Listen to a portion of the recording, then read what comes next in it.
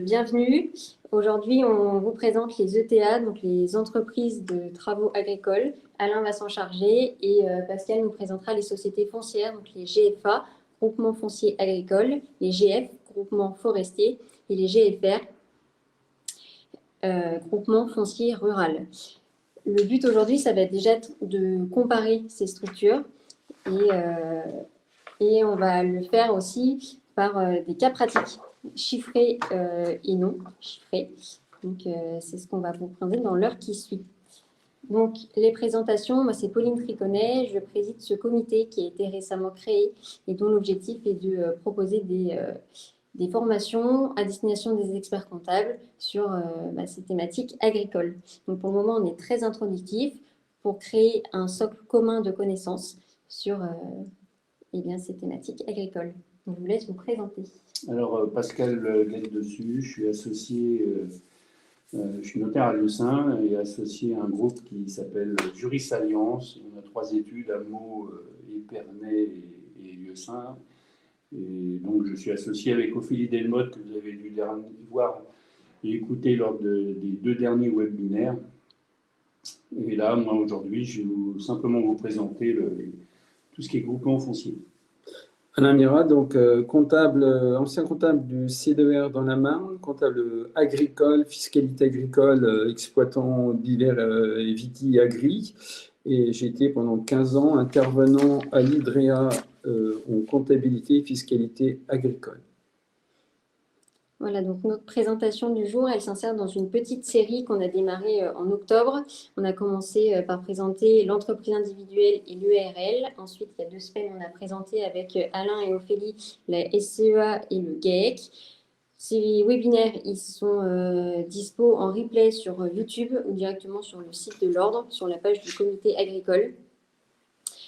Ce qui est intéressant, c'est de les regarder dans l'ordre parce qu'on est parti du principe que chaque vidéo était vue les unes après les autres et on monte en compétence au fur et à mesure. C'est-à-dire que lors du premier webinaire, on a été très introductif. Avant de démarrer la présentation EI-ERL, on avait toute une partie point de vocabulaire dans laquelle on rappelait ce qu'était le bail rural, le fermage, le métayage, la cession, la mise à dispo. On est venu aussi présenter ce qu'était la DDT, elle qui exerce le contrôle des structures. Donc, on a aussi présenté la SAFER et ensuite seulement on a présenté l'EI et le RL. Donc, il n'est pas prévu que dans chaque webinaire, on revienne sur tous ces points de vocabulaire. Par contre, on a un espace chat, donc s'il y a un point bloquant, n'hésitez pas à nous stopper pour qu'on vienne expliquer certains termes. Dans le deuxième webinaire, donc on a présenté le GAEC et la SCEA, on a parlé de la constitution, les forces et faiblesses de ces 2 structures, les avantages fiscaux derrière.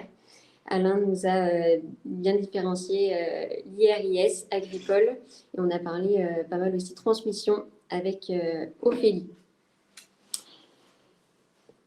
Donc aujourd'hui, le plan, il est simple. ETA, première partie, Alain, et société foncière, Pascal et moi pour les cas pratiques. C'est parti. Donc les ETA, pourquoi en agriculture? Donc on avait défini il y a quelque temps avec Ophélie ce qu'était qu'un exploitant agricole. Donc c'est quelqu'un qui a un support foncier et qui fait un croît végétal ou animalier. Donc il faut un certain temps. Et ce croît végétal donne soit des céréales ou de la viande ou des bouteilles de champagne ou des bouteilles de vin. Et elles sont vendues soit au négoce ou aux coopératives. Mais aujourd'hui, les exploitations agricoles, pour travailler, ont du matériel de haute technologie, avec des coûts économiques très coûteux. Et souvent, maintenant, les exploitants font des prestations de services pour leurs collègues ou leurs voisins. Et quand on fait une prestation de service, on travaille en dehors de l'exploitation, c'est dans le support sur le prolongement. Et dans ce cas très précis, donc une entreprise de travaux agricoles, ça devient une ETA, comme on parle entre nous, une ETA, entreprise de travaux agricoles. Donc on fait un acte commercial, on fait une prestation de service qui n'est plus du croît végétal. Et donc cette prestation de service permet de réaliser des travaux, alors semis, entretien, moissonnage, battage, enfin on peut imaginer tout le cycle viticole ou agricole, avec du matériel très pointu. Et l'exploitant aujourd'hui qui fait ça n'est plus agriculteur pour cette activité, mais devient un commerçant et il fait un acte de commerce. Donc comment cela se passe dans une activité agricole? Tant que votre chiffre d'affaires dit commercial isolés reste inférieur à 100 000 euros en moyenne sur 3 ans, cette activité reste intégrée aux bénéfices agricoles et est taxée avec les bénéfices agricoles comme n'importe quelle exploitation agricole. Mais si cette exploitation, pour des raisons diverses, se développe et si la moyenne TTC des 3 dernières années précédentes dépasse 100 000 euros, eh bien, si vous êtes en ERL ou en GAEC, vous êtes de droit, bien que c'est une activité peut-être minoritaire, obligatoirement à l'IS, puisque l'activité commerciale emporte le tout. Et dans ce cas-là, soit vous pouvez rester à l'IS, mais bon, c'est un peu compliqué parce qu'on mélange un peu beaucoup de choses dedans, ou alors l'exploitant a tout intérêt à imaginer une activité sociétaire ou individuelle commerciale, SARL, SAS. Il va vendre le matériel à cette SARL et cette SAS, et là, il pourra faire des prestations à qui il veut et à lui-même dans ses propres sociétés. Évidemment, c'est une activité commerciale, et bien qu'elle soit, d'un point de vue juridique, commerciale, les résultats issus de cette activité seront soumis socialement à la MSA, en plus des revenus agricoles. Et bien évidemment, l'exploitant devra faire un contrat en précisant le coût hectare ou le coût horaire ou le coût de la prestation pour pouvoir faire des factures comme un commerçant. Donc cette activité commerciale, on le voit de plus en plus, permet économiquement de développer une activité complémentaire pour amortir le matériel agricole très coûteux. Donc on passe au GFA. Alors, le GFA. Alors, les groupements fonciers ont été créés dans les années 60-70. Et donc, le but d'un GFA ou d'un groupement foncier, qu'il soit agricole, forestier ou rural, c'est surtout, le but, c'est conserver et transmettre le foncier familial ou entre associés et séparer surtout le foncier de l'exploitation. Il faut comprendre que le GFA est une simple coquille de gestion. Donc, ce GFA a été institué par une loi du 8 août 62. Donc, il s'agit d'une société civile, soumise aux articles 1832 et suivants du Code civil, mais à des articles particuliers du Code rural, article L322 et suivants du Code rural. Donc, l'objet, c'est, comme je viens de vous le dire, c'est conserver et transmettre le foncier agricole, tout en assurant la mise en valeur par bail rural. C'est donc un instrument de gestion et donc la finalité, c'est maintenir l'unité de l'exploitation familiale. Donc vous avez d'un côté, la plupart du temps, enfin surtout au jour d'aujourd'hui, les sociétés civiles d'exploitation et de l'autre côté, la gestion du foncier. Ce qui évite, et ça on en parlera notamment dans notre cas pratique, éviter surtout l'indivision successorale, puisqu'on sait très bien que quand, dans le cadre d'une succession, toutes les décisions, la plupart du temps, doivent être prises à l'unanimité. Au niveau des statuts, dans le groupement foncier, effectivement, on peut arriver à mettre les décisions peuvent être prises à une majorité qualifiée, donner peut-être des pouvoirs un peu supérieurs aux gérants ou que certaines décisions soient prises entre tous les associés. Ça permet aussi de réunir des petites exploitations pour une gestion de plus en plus cohérente. Le monde agricole, au jour d'aujourd'hui, on arrive quand même à avoir des grosses exploitations et je pense que les petites exploitations de 100 hectares, au jour d'aujourd'hui, pour arriver à les gérer correctement, la structure du GFA est pertinente. Et ça permet aussi d'attirer des capitaux extérieurs pour financer le foncier. On sait très bien au jour d'aujourd'hui que le foncier est de plus en plus cher quand on arrive à des prix de cession de 10 ou 12 000 euros l'hectare. Il est bien évident que tous les agriculteurs ne peuvent pas financer le foncier et que d'avoir des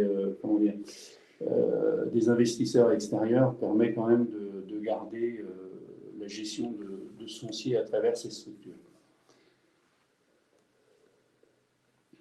Alors, on va aborder la composition et l'apport et le fonctionnement du GFA. Donc, je rappelle que le GFA est une société civile, que les associés dans un GFA sont des personnes physiques, un minimum de 2 personnes physiques. Alors, on peut avoir des sociétés, mais ça ne peut pas être des sociétés d'exploitation, du style SCEA, GAEC ou ARL. La SAFER peut faire effectivement partie de ses associés, mais pour une durée qui ne peut pas excéder 5 ans. Toutefois, il peut être prorogé. Dans le temps, la SAFER, donc, qui est une société d'aménagement foncier rural, ne pouvait pas détenir plus de 30% du capital du groupement et ne pouvait plus exercer aucune fonction de gestion et d'administration de direction. Tout ça, ça a été supprimé par une loi de 2017. Donc, au jour d'aujourd'hui, la SAFER peut être un associé à part entière. Et on peut avoir aussi des sociétés civiles autorisées à procéder à des offres au public de titres financiers, des entreprises d'assurance et de capitalisation qui peuvent faire partie effectivement des GFA. Les apports, ils sont essentiellement agricoles, en pleine propriété. Ça, c'est obligatoire. Et effectivement, si on doit apporter une partie en démembrement, donc qui appartient en usufruit à un associé et en nue propriété à l'autre associé, ces apports doivent être faits concomitamment.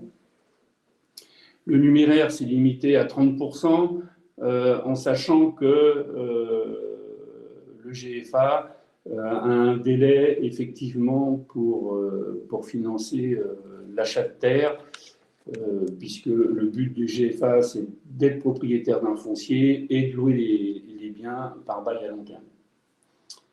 On peut avoir des biens accessoires, mais tout ça, ça doit rester agricole, donc ça peut être des bâtiments ou des dépendances. Alors attention, il y a une fiscalité particulière pour les GFA, notamment au niveau des transmissions agricoles. Et donc, est banni tous les biens autres qu'agricoles. Donc, si effectivement dans le GFA, on a une parcelle qui, du style un terrain à bâtir ou une vieille propriété qui n'a rien d'agricole, il faut absolument sortir ces biens du GFA, sans quoi, effectivement, toute la fiscalité peut être mise en cause. Alors, au niveau du fonctionnement, ça reste une société civile, donc la durée est libre. À une certaine époque, la plupart des GFA étaient réalisés pour la durée des baux qu'on faisait. Donc, c'était des baux de 18-20 ans, mais quoi qu'il arrive, il faut faire attention à cette durée, puisque si on a une durée de 20 ans, il faut savoir qu'au bout de 18 ans, les baux se renouvellent et que pour ne pas remettre en cause la société, il faut effectivement penser à proroger la durée du GFA. Alors les cessions de parts, bon, elles sont encadrées, mais tout ça c'est statutaire. Depuis la loi sans passe-tout, effectivement, la SAFER a un grand rôle à gérer, puisqu'elle intervient souvent dans le cadre des cessions pour contrôler justement qui entre et qui sort de ces sociétés, et pour éviter un morcellement du foncier agricole. Alors, l'obligation du GFA, c'est de donner à bail. Hein, si plus de 30% du capital est investi dans le foncier, possibilité effectivement de certaines personnes morales, mais il faut faire attention, ça ne peut pas être des sociétés de capitalisation ou des sociétés d'exploitation, et ça permettra effectivement de bénéficier des exonérations fiscales. Le régime social des exploitants, de toute façon, ils ne sont pas affiliés à l'MSA, sauf si effectivement c'était un GFA exploitant, mais on en voit très rarement. Donc, moi, j'en ai connu, les GFA exploitants, bah, c'est conforme à une SCEA, quelque part. C'est une structure un peu particulière qui a du foncier à l'intérieur de son actif, mais c'est très rare.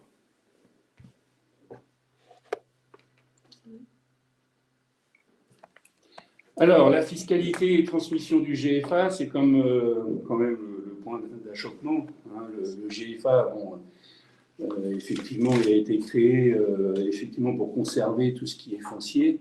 Donc, il a une fiscalité un peu particulière. Alors, effectivement, si le GFA était un GFA exploitant, donc il serait exonéré d'IFI. Mais dans la plupart du temps, ce n'est pas le cas. Mais il faut savoir quand même qu'il bénéficie d'un certain nombre d'exonérations en matière d'IFI. Jusqu'à les 3/4 de l'actif sont exonérés jusqu'à 101 797 € et le surplus, c'est 50%. Au niveau de l'impôt entre les mains des associés. Ça, c'est pour Alain. Alors, au niveau de l'impôt, donc, comme toute société, le GFA doit tenir une comptabilité. Donc, il n'y a pas de règle absolue. Il y a deux options, recettes-dépenses, donc c'est une trésorerie, ou alors avec les engagements, dettes et créances connues à la date de l'arrêté du bilan. Souvent, c'est des bilans qui s'arrêtent au 31 décembre. Et j'allais dire, dans un souci d'efficacité, la comptabilité doit être tenue parce que vous devez faire une assemblée générale et affecter les résultats ou les mettre en réserve, tout dépend de la stratégie des exploitants. Il est bon de faire une vraie comptabilité pour deux raisons. Parce qu'à un instant T, vous aurez peut-être une donation, une vente de part, une transmission, et vous aurez à estimer la valeur de la part qui tiendra compte donc de l'actif et du passif, des dettes et des créances. Et puis aussi, vous avez toujours en souci le compte courant associé. Une grande partie du GFA sera dans le capital. Et puis une partie des bénéfices ou des pertes, enfin, on va dire, on pourra y retrouver dans les comptes courants associés. Et comme l'a bien dit Pascal, c'est une location. Location dit donc fermage. Fermage dit revenu foncier que vous transmettrez sur la 2042 dans la zone revenu foncier comme une location de maison, une location de terre directe. Voilà, pour revenir au niveau de l'IFI, donc le point d'achoppement pour la valeur, c'est 101 897 € d'exonération des parts de la société et pour moitié au-delà de cette limite. Mais tout ça, c'est sous réserve qu'il y ait eu un bail à long terme. Donc au niveau de la transmission droit de mutation à titre gratuit, c'est pareil, nous avons des exonérations. Donc effectivement, la mutation à titre gratuit des parts de GFA exonérées des droits à concurrence des 3/4 de la fraction de la valeur nette des biens donnés à bail à long terme ou à bail cessible. Mais faut-il qu'on respecte les articles 322-1 et suivants du Code rural. Il faut donc que les statuts du groupement interdisent l'exploitation en faire valoir direct et que les immeubles à destination agricole aient été loués par bail à long terme.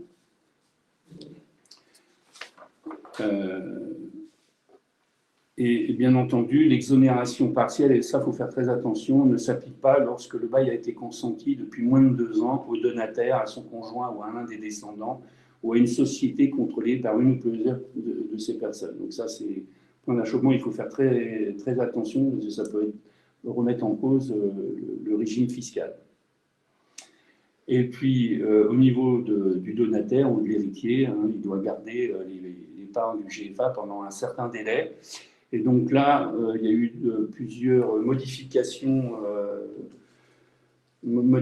fiscales, puisque avant le 1er janvier 2023, l'exonération des 3/4 à concurrence de 300 000 € et l'engagement de conservation était pour une durée de 5 ans. Après 2023, ça a été porté à 500 000 € et conservation pendant 10 ans. Et depuis le 1er janvier 2025, l'exonération des 3/4, c'est jusqu'à 600 000 € avec un engagement de conservation de 5 ans. Et puis alors après, on arrive dans des strates bien supérieures puisque ça a été porté à 20 millions €. Mais il faut que le donateur ou l'héritier conserve les parts pendant une durée de 18 ans. Alors, l'intérêt majeur donc, du GFA, donc on le voit bien, c'est éviter le morcellement et l'indivision successorale. Je crois que ça, c'est le grand principe. Et puis le deuxième Une chose, c'est d'ouvrir le capital à d'autres pour des investissements extérieurs.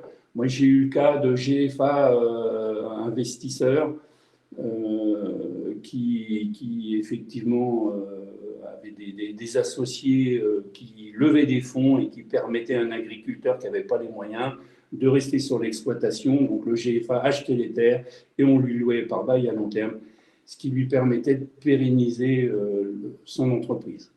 Et puis l'avantage fiscal majeur, c'est quand même le régime d'exonération.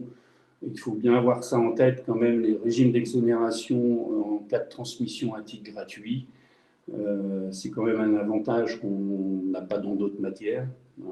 Si en matière commerciale, on a aussi, pour les SEA, il y a le pacte du trade, mais il faut que la société d'exploitation, quand on la transmet, il faut aussi que le foncier soit transmis. Donc, c'est indispensable de conserver ces avantages fiscaux. Cas pratique. On va vous schématiser ça. Donc, si on prend l'exemple d'une famille qui a 2 enfants, un couple, 2 enfants, qui se demande s'il y a un intérêt de créer un GFA pour transmettre. Donc, le cas de l'EARL Durand, qui est détenu à 50-50 par les parents. Ils ont chacun, Jean et Isabelle, 80 hectares détenus en propre et qu'ils donnent à bail à l'EARL pour pouvoir les exploiter. Ils ont 2 enfants, Louis et Emma, à qui ils veulent transmettre à part égale. Donc, on va avoir 2 cas. Premier cas, transmission en direct. Deuxième cas, création d'un GFA. Donc, premier cas, qu'est-ce qu'il se passe? Déjà, transmission directe, il y a forcément des avantages. Déjà, ça reste du patrimoine privé. On n'a aucune modification des statuts, étant donné que les terres sont en dehors de la société d'exploitation. Il n'y a donc pas de fiscalité d'apport à un GFA, étant donné qu'on n'a pas besoin de créer de société, on donne en direct. Et en plus de ça, s'il y a un problème d'entente entre les enfants, eh bien chacun a son patrimoine. Il n'y a pas de blocage 50-50 que pourrait créer le GFA s'ils étaient 2. En plus de ça, il y a des avantages fiscaux pour la transmission en direct. Il y a déjà l'abattement de 100 000 euros par enfant et par an tous les 15 ans. Et ensuite, il y a la possibilité de profiter du pacte du trade avec une exonération partielle de 75%. Si, c'est ce que Pascal vient de nous expliquer, il y a un bail long terme, 18 ans, consenti depuis au moins 2 ans, et que les terres sont ensuite conservées par les enfants pendant au moins 5 ans. L'inconvénient de cette transmission en direct, c'est que les enfants deviennent pleins propriétaires. Ils peuvent donc vendre et séquencer donc ce patrimoine. Et s'ils ont des enfants ensuite, eh bien, ces petites exploitations seraient donc alors plus viables par rapport à la surface transmise. Donc, on peut se demander ce qu'il en sera pour les générations futures. Donc, transmettre en direct, dans ce cas, effectivement, c'est efficace. Par contre, pour pérenniser sur le long terme, ça peut bloquer. Le GFA serait donc une solution, c'est l'option B. L'avantage de la transmission du foncier avec un GFA, c'est qu'on vient donc centraliser dans une seule structure juridique tout le foncier. Ça crée une unité de patrimoine. Ensuite, on séquence le patrimoine en parts. Donc, la transmission progressive, elle est possible. Et ça évite une chose, ça évite de nommer un enfant par parcelle. Là, le partage, il n'est pas du tout rigide. On donne des parts et il n'y a plus de question de nomination des parcelles. En plus de ça, par rapport à la question de la valeur future des terres, eh bien là, pas de problème. C'est divisé en 2 avec les parts sociales. En plus de ça, la loi de finances de 2025, elle donne accès à ces nouvelles exonérations, donc 75% jusqu'à 600 000 euros transmis et 50% au-delà, et dans la limite de 20 millions d'euros. Donc c'est quand même des avantages considérables. Et la condition toujours pareille, bail à long terme et conservation 5 ans par les enfants. Donc l'inconvénient de créer ce GFA, c'est déjà la fiscalité, parce qu'il va falloir apporter le foncier au GFA, et là, il y a des droits de 5% sur la valeur des apports. Et en plus, il y a généralement une plus-value qui sera taxée. Ensuite, qui dit création du GFA dit tenue de compta, donc il y a des frais de gestion supplémentaires. Et ensuite, les enfants, Une fois créés, ils seront tous les deux dans le GFA. S'il y a un problème d'entente, eh ben, ça peut créer un blocage de gestion parce qu'ils seront deux. Donc, la création de ce GFA, elle paraît quand même précipitée dans ce cas pratique parce qu'ils ne sont que deux et ça pourrait bloquer la gestion à terme. Par contre, quand ces enfants en auront eux, eh bien, pourquoi pas créer un GFA pour créer une unité de patrimoine. Alors, maintenant, on va passer au groupement forestier.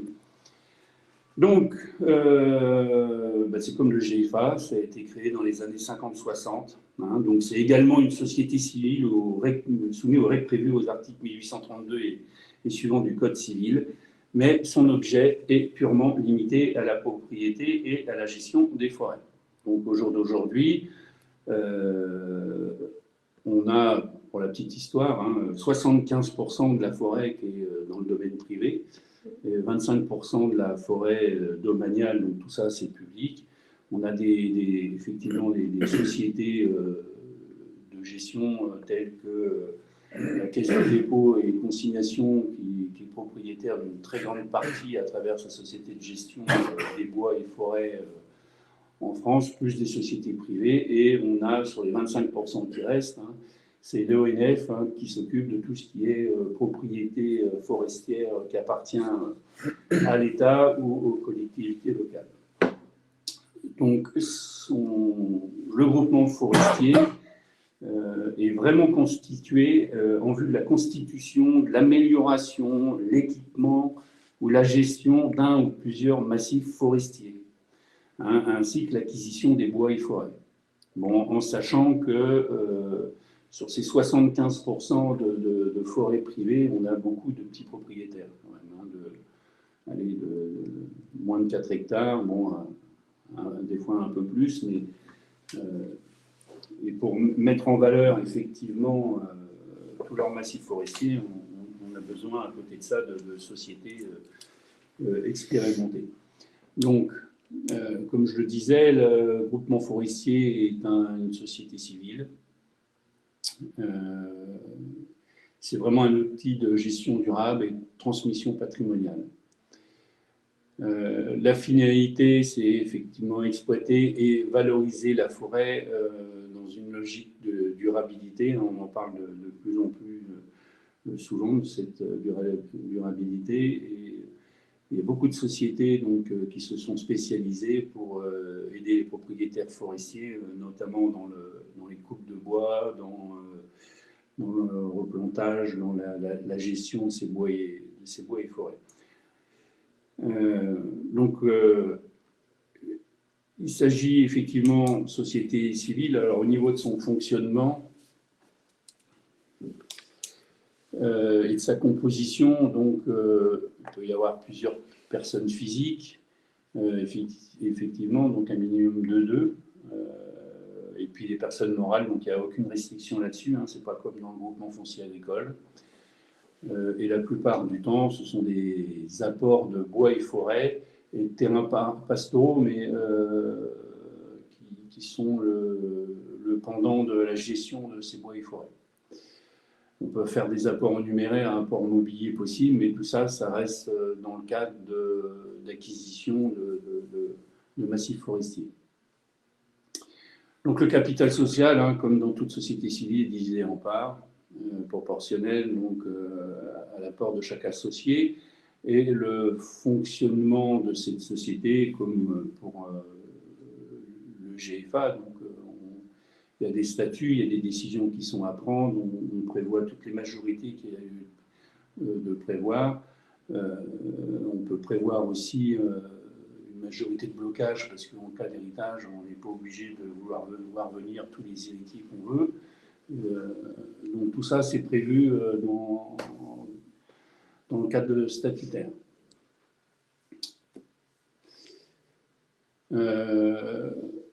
Alors, la particularité de ces groupements forestiers, c'est au niveau de la fiscalité.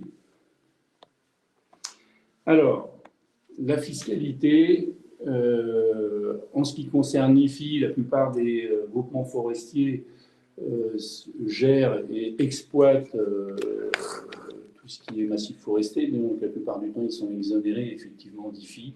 Sinon, on revient à une exonération de 75% de la valeur des parts, sachant toujours pareil, 101 967 € et au-dessus c'est 50%. Au niveau, je vais laisser la parole à Alain, au niveau de l'impôt sur le revenu et du régime foncier. Donc, même problème que pour le GFA, donc c'est un groupement forestier, c'est une société donc, qui doit tenir une comptabilité. Alors, même remarque, recettes, dépenses et ou les engagements. Donc, moi, je préfère aux engagements pour avoir autant faire une vraie comptabilité. Là, vous aurez donc des frais de gestion, les impôts fonciers, l'entretien, l'assurance de la forêt. Évidemment, deux sortes de recettes, les ventes de bois ou les ventes de coupe, qui sont exonérées. Donc, vous aurez une recette, mais fiscalement, vous la déduirez en divers à déduire. Et des locations de chasse, qui sont, elles, de la location pure et simple, que vous allez retrouver sur la 2042 dans le paragraphe revenus fonciers au prorata départ. Et évidemment, nous avons droit à un crédit d'impôt forêt, alors à titre individuel ou à titre sociétaire, qui comprend l'investissement dans la forêt, qui comprend l'entretien de la forêt, l'assurance de la forêt contre les incendies ou tous les risques forestiers. Donc, en fonction de vos dépenses, il y a toute une fiscalité qui permet d'obtenir un crédit d'impôt que vous pouvez répercuter sur votre 2042, là où il y a plein de listes de crédits d'impôt possibles encore aujourd'hui. Mais, comme les groupements, ayez une vraie comptabilité pour une raison un petit peu, on va dire, juridique. Moi, je l'ai vécu. Pour des groupements fonciers agricoles qui ont des exonérations, comme Pascal l'a dit, ou des groupements forestiers, on nous avait rétorqué, ou j'ai vu rétorquer, comme la comptabilité n'était pas faite, l'Assemblée générale ne pouvait pas statuer sur des éléments probants, donc la société n'était pas juridiquement crédible, donc elle perdait ses avantages pour non-réalisation d'Assemblée générale avec l'appui de comptabilité, parce que vous avez une affectation des résultats qui ne peut se faire que si vous avez un bilan. Alors, je voulais rebondir sur ce qu'on vient de dire. Donc, effectivement, l'intérêt de ce véhicule est de favoriser une gestion durable et rationaliser le patrimoine forestier. Et donc, tout ça se fait notamment, et la loi l'impose, l'existence d'un plan de gestion durable, donc qui est agréé par le Centre national ou régional de la propriété forestière. Pour des massifs supérieurs à 25 hectares, ou en dessous, l'administration admet qu'il faut effectivement un document de gestion équivalent tel que le Code de bonne pratique sylvicole. Mais tous ces documents-là sont obligatoires et il y a une durée puisque le propriétaire choisit entre 10 et 20 ans la durée de ce plan de gestion. Et il doit au minimum décrire, alors bon, c'est un peu complexe, mais les peuplements, fixer les objectifs, planifier les coupes, les travaux d'amélioration, intégrer les mesures de prévention des incendies, comme Alain l'a dit tout à l'heure, et identifier éventuellement gibier soumis à plan de chasse, etc., etc. Donc c'est relativement complexe, c'est pour ça que la plupart du temps, les propriétaires forestiers se font aider par des sociétés spécialisées dans ce domaine, et éventuellement par l'ONF également. Voilà. Au niveau de transmission, on en vient à la transmission à titre gratuit. Donc les mutations à titre gratuit des parts d'intérêt détenues dans un groupement forestier sont exonérées de droits en application, dans les articles c'est toujours à peu près les mêmes, c'est de 793 du Code général des impôts, à concurrence des 3/4 de la fraction de la valeur nette correspondant aux bois et les forêts. Bon, cette exonération est applicable à condition que l'acte constatant la donation ou la déclaration de succession soit appuyé d'un certificat délivré sans frais par le directeur départemental des territoires, attestant que les biens du groupement remplissent les conditions, c'est-à-dire que le groupement prenne l'engagement soit d'appliquer pendant 30 ans aux bois et forêts un plan de gestion simple et durable, Donc ça, c'est obligatoire et ça, c'est pendant 30 ans. Et il faut un engagement de conservation des parts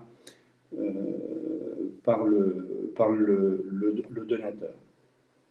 Et bien entendu, il y a un engagement, bon, je ne vais pas rentrer trop dans le détail parce que c'est assez technique, hein. Il y a un engagement de reboisement des friches et landes à compter de la délivrance du certificat pendant 30 ans. Il y a une vérification de tout ça tous les 10 ans. Donc c'est très complexe et c'est très.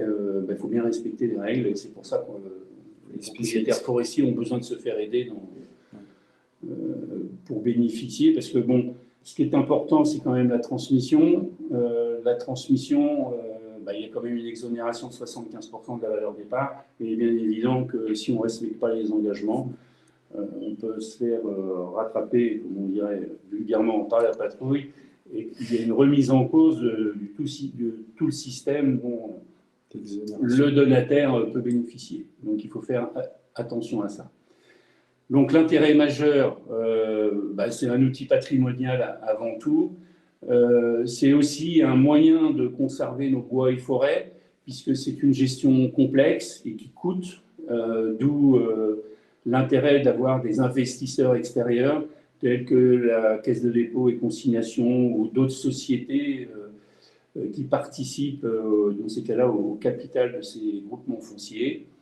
Et puis la souplesse qui est un peu plus souple que les GFA d'apports variés, bois, terrain, numéraire, alors que dans le GFA, il faut vraiment que ça soit agricole, purement agricole, et faire surtout sortir tout ce qui ne l'est pas.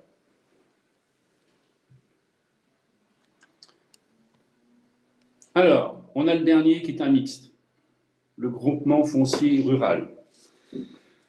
Alors, je ne vais pas revenir en détail sur tout ce qu'on a dit sur le GFA et le groupement forestier, mais il faut savoir que c'est un mixte, c'est-à-dire que le groupement foncier rural est effectivement une société civile qui va rassembler et gérer à la fois des immeubles à usage agricole et des immeubles à usage forestier.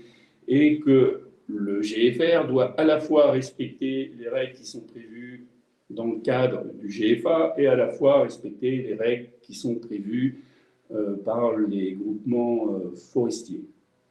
Donc, comme je vous l'ai dit, c'est une société civile. Donc, les articles 1832 suivants du Code civil s'appliquent. C'est à la fois une gestion des biens agricoles et forestiers. Ça peut faire rentrer dans la société différentes personnalités. L'agriculteur qui va gérer la partie agricole, un enfant qui est plus spécialisé dans la gestion des bois, des massifs forestiers, et chacun va se compléter dans ses structures à gérer les deux. Et bien évidemment, le but de tout groupement foncier, c'est de conserver et transmettre le patrimoine rural. Donc, on va voir que dans cette société, il y a différentes règles. Et les règles s'appliquent aussi bien à la partie agricole et à la partie forestière.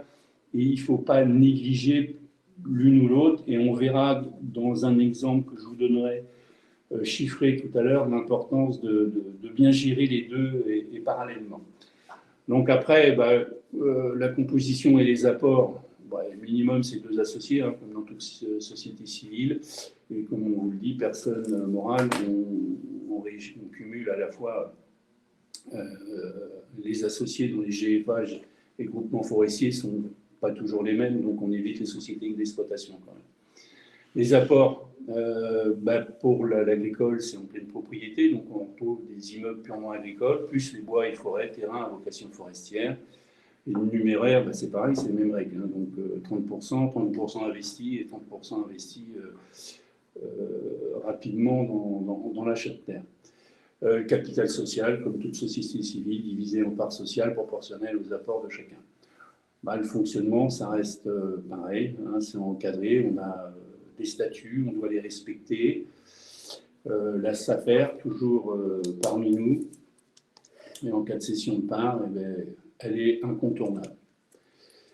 Et bien entendu, pour les biens à usage agricole, une obligation, c'est de louer les terres par bail à long terme, hein, éviter pour une remise en cause fiscale toute exploitation en direct.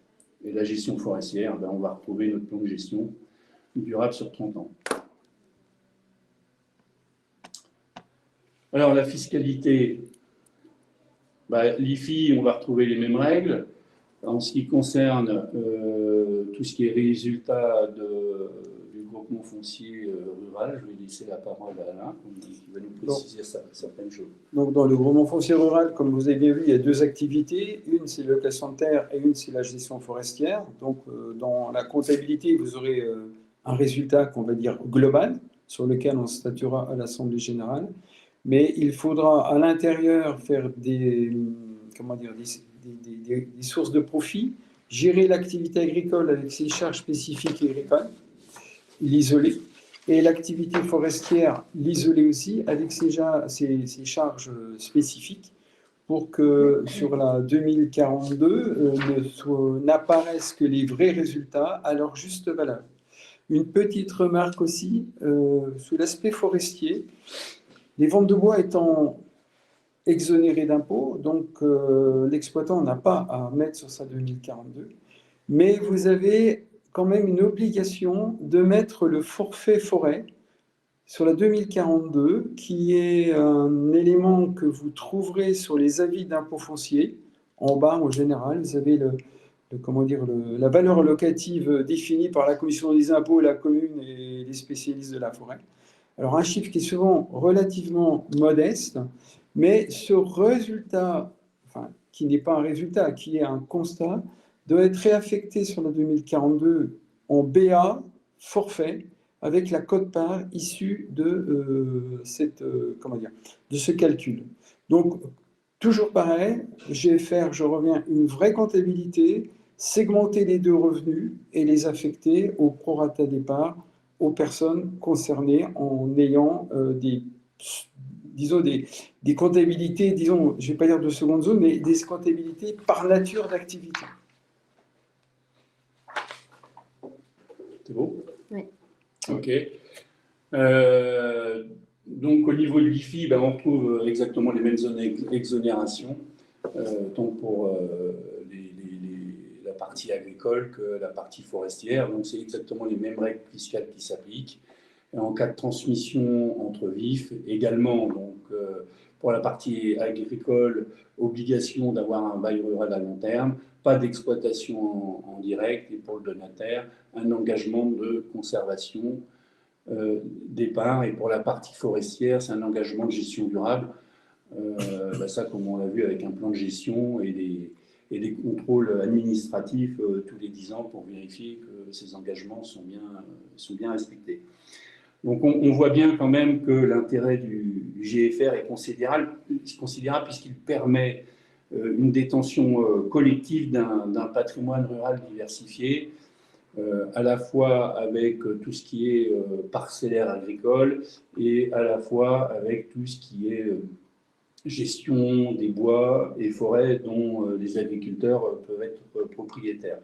Donc c'est un outil très efficace, mais par contre, en cas de transmission, il faut être très rigoureux puisqu'il faut bien appliquer les règles pour bénéficier des exonérations. Et on le verra dans le futur exemple. Donc, deux cas pratiques. Un, juste pour illustrer le fonctionnement global d'un GFR avec la société de chasse, la forêt, les terres. Et un deuxième cas que Pascal nous présentera, un cas chiffré, pour vraiment mettre en avant les avantages fiscaux derrière. Donc, cas numéro 1, le domaine de la Tuilerie. Jean et Isabelle possèdent le domaine de la Tuilerie. Donc, dedans, il y a un pavillon de chasse, 120 hectares de terres agricoles et 50 hectares de forêt. Jean et Isabelle ont 3 enfants, Emma, Louis et Julien. Tous les 3, ils ont des objectifs différents, ça génère des tensions entre eux.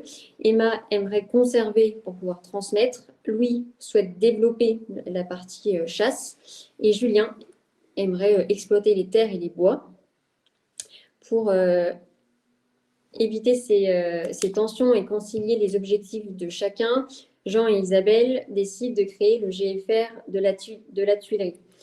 Donc, ils amènent donc, le pavillon de chasse, les terres et les bois dans cette société. Ils sont alors tous les deux à 100% dans le GFA. Ils peuvent ensuite décider de transmettre à leurs enfants 30% à Emma, 30% à Louis et 40% à Julien, un petit peu plus parce qu'il serait exploitant.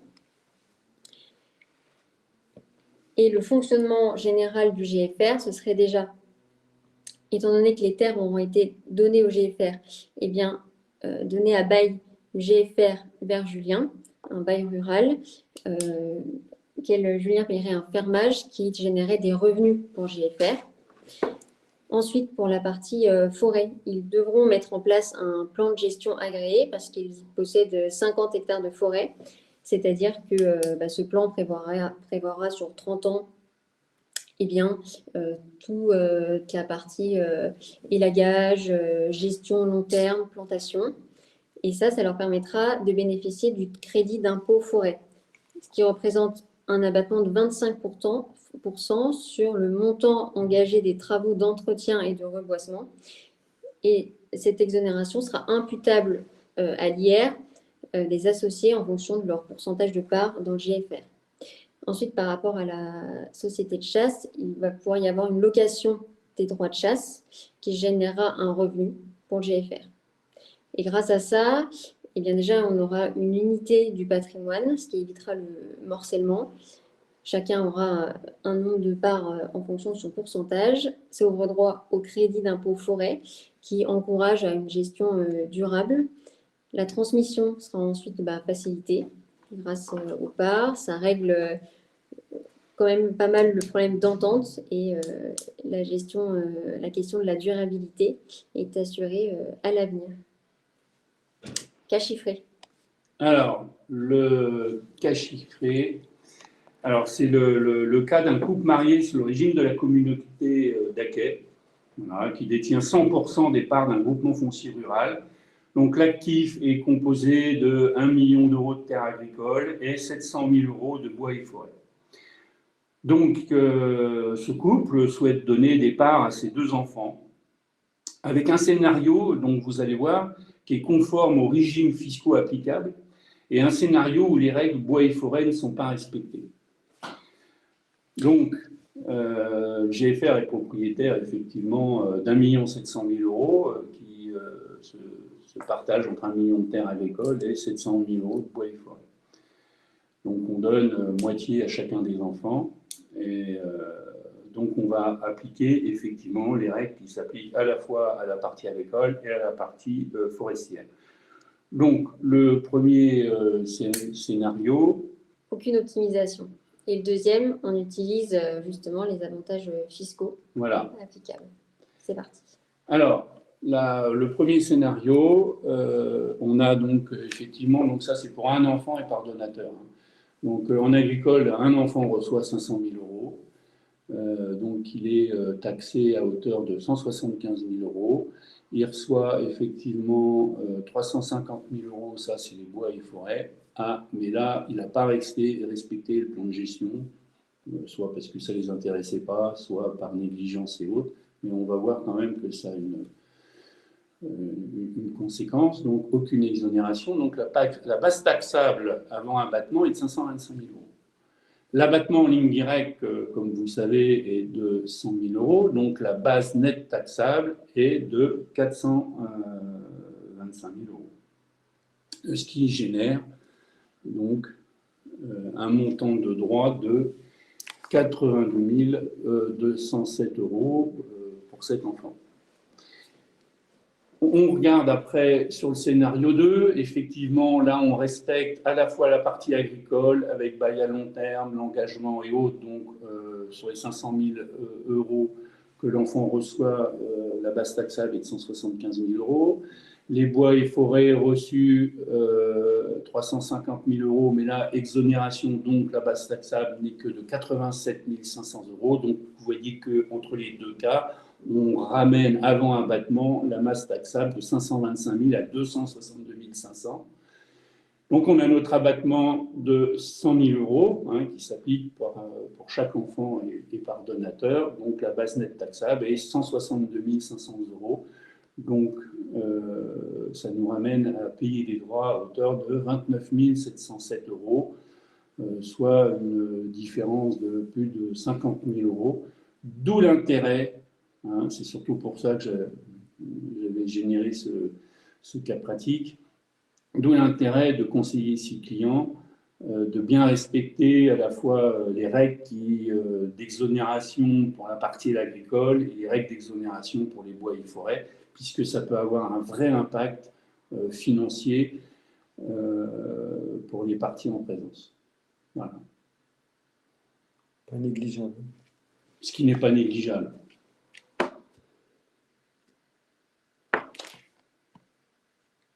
Donc, la conclusion pour les GFA, GF, GFR.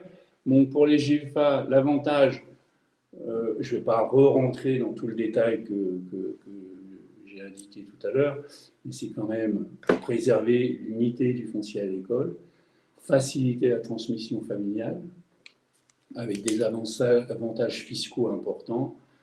Donc, effectivement, c'est un outil patrimonial qui est reconnu et qui est très largement conseillé. Les inconvénients, c'est simplement pour le GFA limité au foncier agricole. Oui, effectivement, on ne pourra pas avoir autre chose que de l'agricole, avec un encadrement strict des cessions, notamment par la SAFER. Il faut savoir qu'aujourd'hui, on a largement élargi les droits de la SAFER pour vérifier tout ça et contrôler toutes les cessions, et puis le plafonnement des numéraires. Pour le groupement forestier, transmission optimisée avec exonération partielle, notamment complète avec l'IFI si c'est un groupement forestier exploitant. L'intérêt aussi, c'est de bénéficier des crédits d'impôt forêt. Crédit d'impôt forêt qui a une partie acquisition, une partie assurance et comptable. Donc ça, c'est très important pour les propriétaires. Puis c'est la souplesse dans les apports, puisqu'on peut avoir des forêts, mais des terrains autres, mais bon, qui est quand même l'annexe de la gestion forestière. Donc les inconvénients, c'est la contrepartie. On peut gérer que de la forêt, pas de terre agricole. Et puis ce qui est très lourd, c'est l'obligation de gestion durable sur 30 ans, avec des vérifications administratives pratiquement tous les 10 ans. Et puis des obligations de replanter et autres. Donc il faut vraiment s'y connaître et vraiment être aidé dans la gestion. Bon, le GFR, c'est le mix. Donc ça, on a les avantages et les inconvénients des deux. Mais ça permet surtout de conserver, parce qu'aujourd'hui, les agriculteurs ne sont pas simplement propriétaires de terres agricoles, ils ont aussi beaucoup de bois, et ça permet de gérer les deux avec un seul outil. Et ça évite un morcellement de tout le foncier. Et donc, ce qui permet aussi de cumuler, d'avoir une gestion durable des massifs forestiers. Les inconvénients, on retrouve un peu les contraintes, si on peut appeler ça des contraintes, avec toujours l'éventualité de la SAFER de pouvoir présenter sur la partie agricole. Et puis c'est beaucoup plus complexe parce qu'il faut être à la fois gérer la partie agricole et la partie forestière. On peut être bon dans l'un et un peu moyen dans l'autre, donc il faut vraiment se serrer dans ces moments-là. Voilà, mais c'est vraiment un outil de gestion et de transmission qu'il faut conseiller, je pense, même de nos jours. Je pense que ça a largement fait ses preuves depuis plus de 80 ans. Voilà. Oui. Mais effectivement, c'est des outils qui permettent de préserver, de transmettre avec des avantages fiscaux qui sont propres à ces sociétés. Par contre, c'est quand même le point de vigilance. Le meilleur conseil qu'on peut donner, nous, en tant qu'experts comptables, à nos clients, agriculteurs, c'est de bien prendre en compte le projet familial derrière, s'intéresser à l'entente générale de la famille pour ne pas créer des sociétés où il y a des problèmes justement d'entente, ce qui bloquerait la gestion et l'exploitation derrière. Donc toujours s'intéresser avant tout au projet familial. Voilà, et surtout pas rester isolé. Le notaire, bon, c'est la partie juridique, mais il a aussi besoin d'experts comptables, Oui. comme C'est vrai que c'est des et professions. vice-versa, Ouais. et que quand on a des sujets comme ça de cession, d'exploitation, de transmission, l'un ne va pas sans l'autre, et effectivement, je l'ai remarqué dans ma pratique, C'est des professions qui sont en fait c'est extrêmement très liées. complémentaire. Voilà, donc il ne faut pas hésiter C'est à extrêmement. collaborer. Voilà. Et c'est en fait, on a souvent l'occasion de travailler ensemble. Pourquoi? Eh bien, pour cette problématique de foncier. Parce que dès qu'on mouvemente la structure juridique, on touche souvent aux baux ruraux. Et ça nous amène devant le notaire. Voilà. Donc, on va ouvrir l'espace chat. La présentation est terminée. Alors, on va prendre dans l'ordre. Il y en a pas mal. C'est parti. Donc, le GFA peut-il être détenu par une seule personne physique? Alors pour ma part, je dirais que non, puisque pour créer une société civile, il faut être deux. Il peut arriver effectivement qu'en cours de route, les GFA se retrouvent avec un seul associé, mais ça c'est très rare. Et puis si c'est dans le cadre d'un décès, de toute façon il y a des héritiers, donc de toute façon l'associé ne se retrouve jamais très seul. Alors ensuite, quel est le seuil de franchise de TVA pour une ETA? Donc en fait, maintenant on parle de micro-BA et c'est par rapport à la moyenne triennale des recettes. Elles ne doivent pas excéder 120 000 euros hors taxes pour 2024 et 2025. Et il ne faut pas qu'en 2023, cette moyenne de recettes excède 91 900 euros. Et dans ce cas-là, on peut profiter d'un abattement forfaitaire de 87%. On ne paiera l'impôt que sur les 13%. Sachant quand même que quand on est en ETA, on investit dans du matériel lourd et qu'il faut raisonner deux fois, savoir si on reste en franchise ou si on opte pour la TVA. Parce que le matériel agricole étant lourd, on a peut-être intérêt, alors c'est un problème de trésorerie et puis c'est du cas par cas, à récupérer la TVA. Alors, bonjour. Le GFA est une société dont doit être rentable et un résultat positif. Oui, seulement le loyer du bail rural est plafonné par le préfet. Donc, si le GFA a un crédit immobilier avec une mensualité plus élevée que le montant plafond du loyer du bail rural, comment équilibrer? Eh bien, oui, évidemment. Alors là, quand vous parlez de crédit immobilier, vous intégrez le capital et les intérêts. Donc, effectivement, le bail rural est soumis au préfet, aux décrets préfectoraux. Et alors, évidemment, c'est un cas classique. On a des loyers moins élevés que l'annuité. Donc, dans ce cas-là, vous faites des apports en trésorerie par les associés ou le gérant, enfin, définir la politique de trésorerie. Et vous allez avoir un compte courant associé qui va donc créditer les sommes que vous apportez. Et ces sommes-là, qui sont une dette du GFA sur l'associé, vous seront restituées quand on aura atteint le remboursement du prêt, où cette fois, on aura des loyers qui n'ont plus de trésorerie, de contrepartie lourde à payer. Alors évidemment, c'est sur du long terme. On est en agriculture et c'est des choses qui se passent sur le long terme, mais on aurait eu les mêmes problèmes si on n'était pas en GFA. Par contre, là, vous avez la matérialisation du compte courant associé. Et comme on l'a déjà dit il y a 15 jours, 3 semaines, gérer les comptes courants d'associés, les rémunérer, c'est de l'optimisation fiscale, tout ça. Ensuite, un GFA détenant un corps de ferme, bâtiment agricole et maison d'habitation, le GFA peut-il louer à une tierce personne, autre qu'une structure agricole, la maison d'habitation? Eh bien, oui. Oui, c'est possible. Oui. Pas de problème. Les terrains se trouvant dans un GFA où vont être mis des panneaux solaires agrivoltaïques, cela fait tomber la fiscalité favorable du GFA. Pas que du trait. Est-ce que l'agrivoltaïsme fait tomber la fiscalité favorable au GFA? Alors, attendez. Les terrains se trouvant dans un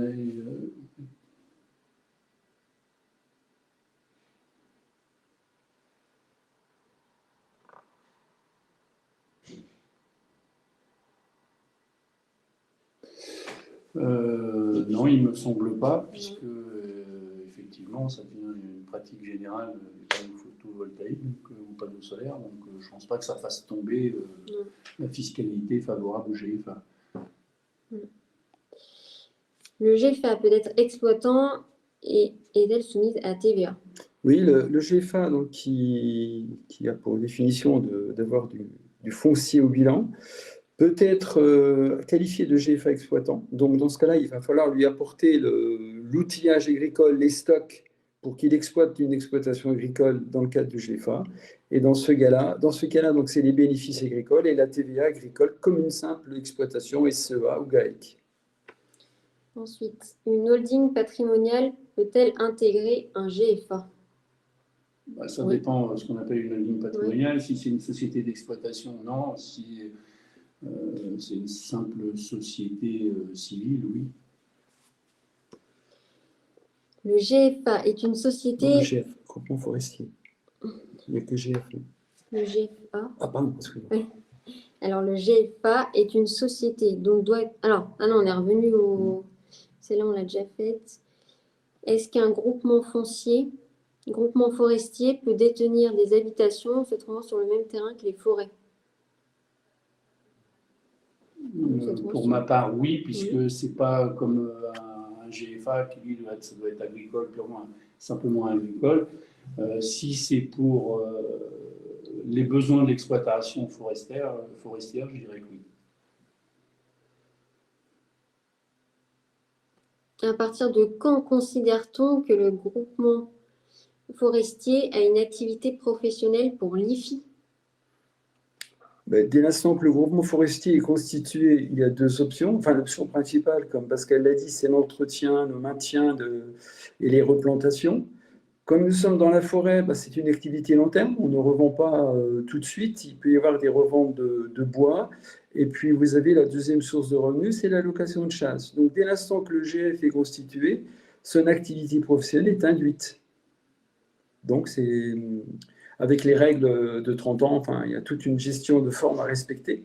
Mais c'est une activité, on va dire, forestière. Ce n'est pas une activité commerciale, donc il n'y a pas d'acte de vente. On vend peut-être du bois, on vendra peut-être les plantations, c'est peut-être la génération d'après qui vendra les bois, mais dès que le GF est constitué, sa fonction est intégrée au l'objet social. Alors est-ce que c'est... Alors, c'est difficile parce qu'on ne reprend pas les questions au moment de notre présentation, on est un peu en décalage. Est-ce que ces engagements sont toujours effectifs pour des détenteurs de GFI, groupement forestier d'investissement?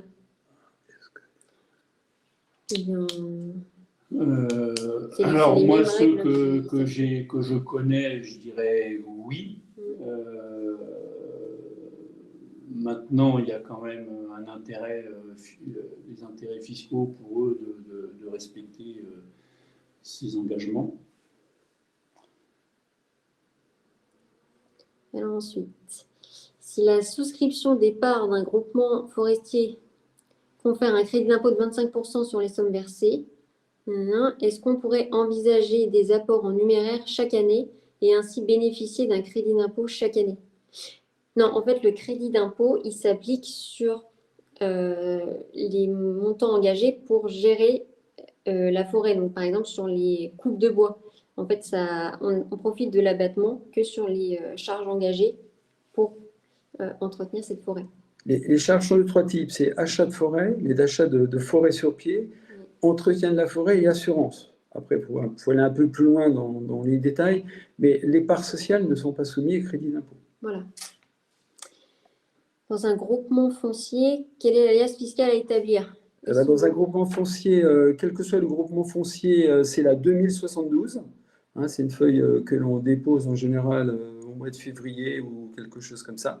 Donc 2072, vous faites les... Alors, elle se remplit à l'issue d'une comptabilité normalement tenue. Donc vous devez avoir les recettes de chasse, parce qu'on n'y mettra que les recettes de chasse, les ventes de bois étant exonérées, et les chasses et les frais liés à la location de chasse. Et quand vous regardez les pages un peu plus loin, vous réaffectez au prorata des parts.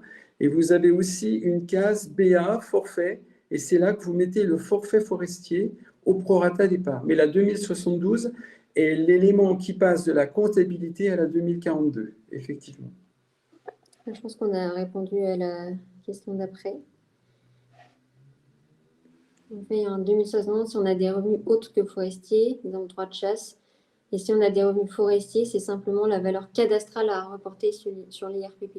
Mais peut-on avoir une alors, dans tous les cas, vous devez faire une 2072, même s'il n'y a pas de location de chasse, pour simplement mettre le forfait forestier issu de la taxe foncière. Mais la 2072 est obligatoire dans tous les cas. Donc, par rapport à la LOA de 2025, qui prévoit 20 000 euros, ils nous envoient 40% du chiffre d'affaires de la CE et de l'URL, d'avoir une prestation commerciale, pas forcément dans le prolongement de l'activité agricole provenant du cycle animal ou végétal. Quelle différence avec le seuil des 100 000 euros? Dans tous les cas, toutes les activités qui entrent dans l'activité agricole doivent être au moins dans le prolongement. Donc, c'est un barème qui est strict. Donc, ça peut être, par exemple, tout ce qui est transformation. Si vous faites, si l'agriculteur fait du colza qu'il transforme en huile, c'est forcément des. Alors, ce qui est dit est vrai, mais il faut avoir la notion, quand on a un exploitant agricole, c'est un croix végétal, un croix animalier. Donc, il va vendre ce qu'il produit, c'est-à-dire du blé ou des animaux. Comme moi qui suis dans la viticulture, on ne vend pas du raisin, mais on vend du champagne qui est de raisin transformé. Quand vous avez du colza et que vous faites votre propre huile, ça reste toujours du BA. Par contre, si vous travaillez sur le prolongement de l'activité agricole, vous achetez, par exemple, le cas pour Noël, vous faites du champagne et vous achetez du chocolat, des paniers et du foie gras. Et vous faites un colis. Et là, il faudra prévoir cette activité commerciale. Alors, on a le droit d'en faire, mais par contre, si cette activité commerciale, et alors il y a le prolongement ou sur le support, je pense au tourisme à la ferme, par exemple, où vous avez des magasins à la ferme, et en achetant des produits des collègues ou d'autres amis, et vous revendez ces produits. Et là, si la moyenne TTC des 3 dernières années, et quelle que soit la date de clôture, là, on est dans la fiscalité française. C'est la moyenne 100 000 euros TTC des 3 dernières années qui déclenchera le bilan d'après, si vous êtes ou pas à l'IS ou s'il faut que vous sortiez cette activité commerciale de cette activité agricole.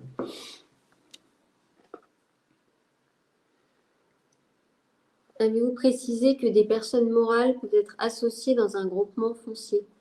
Est-ce donc possible pour une société à l'IS d'être associée? Eh bien, oui. Moi, je dirais oui. On peut même imaginer des holdings familiales qui prennent des parts dans les SEA, les ORL, les SRL et les GF. Mais pas dans le GFA. Pas dans le GFA, oui. Est-ce qu'une société civile faisant planter des arbres sur une parcelle qu'elle détient en vue de les revendre avec un engagement de rachat à un certain prix et en recourant à un sous-traitant pour la plantation et la coupe peut être considérée comme exploitant forestier au sens de la législation ou cela relève de l'activité commerciale? Alors, il fait... En fait, tout est sous-traité. Dans cette société, la personne sous-traite l'activité de plantation et de coupe. Est-ce qu'il est considéré comme exploitant? Moi, pour moi, je plante des arbres comme je planterais du blé. Donc, c'est une activité bénéfice agricole. C'est pas comme aller acheter du bois chez quelqu'un et le revendre à une scierie ou une menuiserie, où là, on a une activité commerciale. En fait, là, dès qu'il y a une activité de production avec un cycle biologique, qu'on sous-traite ou non, comme on le fait, eh bien, on est d'office exploitant. Ensuite, un GFR peut-il donner à bail de construction un terrain pour la construction d'un bâtiment avec toit photovoltaïque et une SAS avec loyer de 1 euro? Cela met-il le régime favorable des revenus forestiers en cause?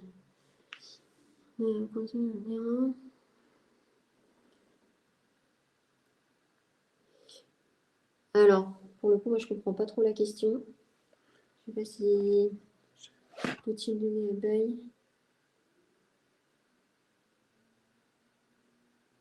Ça, je ne sais pas. On, Ça on- mérite qu'on explore un peu. on Ouais, explorera un peu explorer un plus peu et quand puis on même. vous répondra par mail.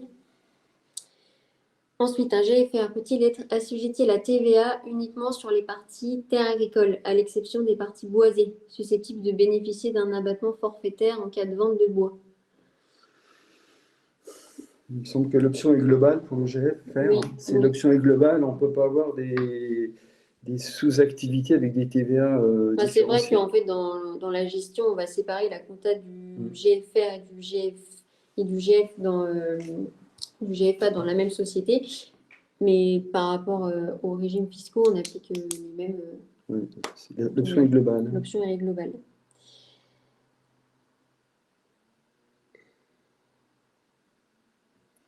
Alors, à Sarah, un GF vient d'intégrer mon portefeuille et l'ancien EC m'a affirmé ne pas avoir établi de 2072 alors qu'il y avait des revenus de chasse. Eh ben, bon, ben, je reviens sur ma position.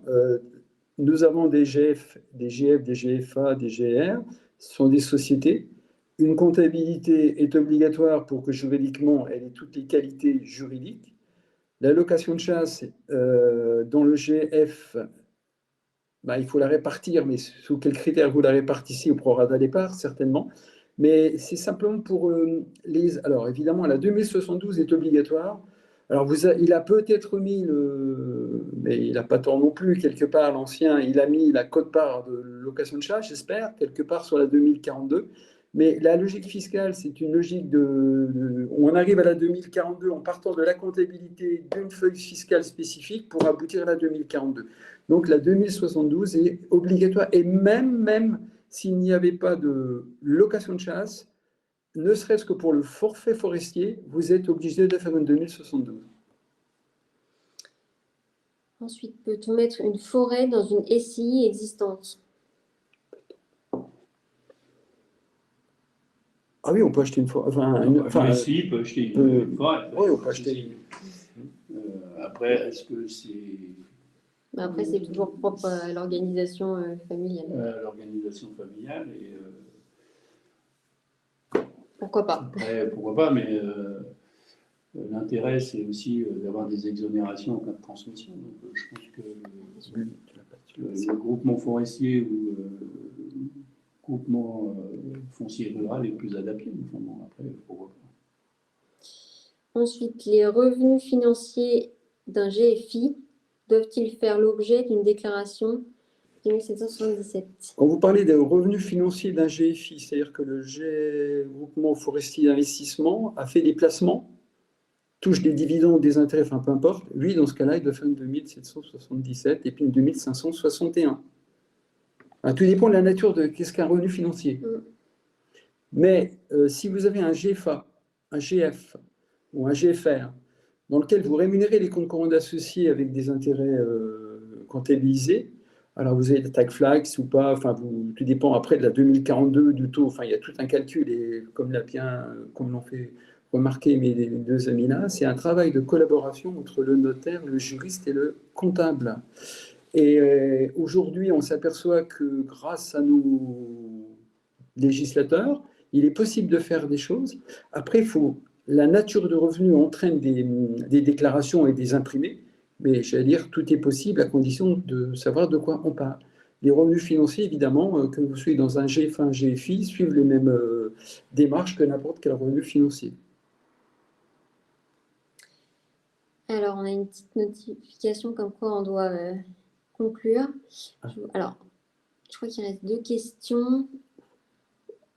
Où faut-il indiquer le forfait forestier dans la 2072? Alors, dans la 2072, alors, comme ça de tête, enfin, je ne l'ai pas sous les yeux, mais vous avez la première page, en général, c'est l'identité de la société. Vous allez là, il y a une répartition des revenus fonciers et il me semble qu'il y a une case forfait BA, forfait BA. C'est dans la case forfait BA. Et puis après, vous avez les 2072, alors je ne sais plus de tête comme ça, monsieur l'associé A, l'associé B, l'associé, enfin, tous les associés. La quote-part de location de chasse, s'il y a de location de chasse, et vous avez le revenu BA forfait aussi à mettre. Mais tout est bien fait. La 2072 est très, très bien faite. Et ensuite, dernière question. Si un groupement foncier est assujetti à la TVA, peut-il bénéficier de l'abattement forfaitaire? Alors, on ne parle plus du coup d'abattement. J'ai déjà répondu en fait à cette question. On ne parle plus. La dernière, ok, merci. Il s'agit d'intérêt sur compte courant bancaire. Intérêt sur compte courant bancaire, donc des placements que le GF encaisse, évidemment. Il faudra les répartir au prorata des associés avec les 2777 et logique, très logique. Bon, et ben on a répondu Presque à tout. presque à Oui, tout il n'y le a plus de monde. questions. Une parce que question. c'est le tout le mérite monde. qu'on a approfondisse Oui, complètement. là, Là, on ne peut pas répondre comme ça. Oui, oui, oui. Donc, on espère que cette présentation vous a plu, que les précédentes aussi. Je vois qu'on est plus nombreux qu'à la première session. Je le répète ici parce qu'en fait, c'est vraiment important de regarder ces vidéos dans l'ordre parce qu'on est introductif sur la première, on revient sur des points de vocabulaire qui permettent de bien comprendre la suite. Donc, eh bien, je vous invite aussi à revoir les premiers épisodes, les premières versions sur YouTube. Et ben, on vous attend donc en 2026 où justement on a déjà des sujets qui arrivent.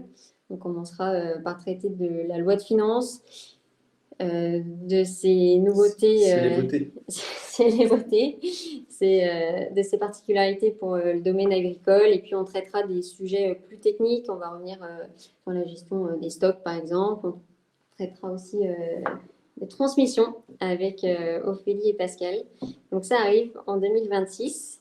Et d'ici là, on vous souhaite une bonne fin d'année. Voilà, passez une bonne fête de fin d'année. Bonne fin d'année. Merci. Au revoir. Au revoir.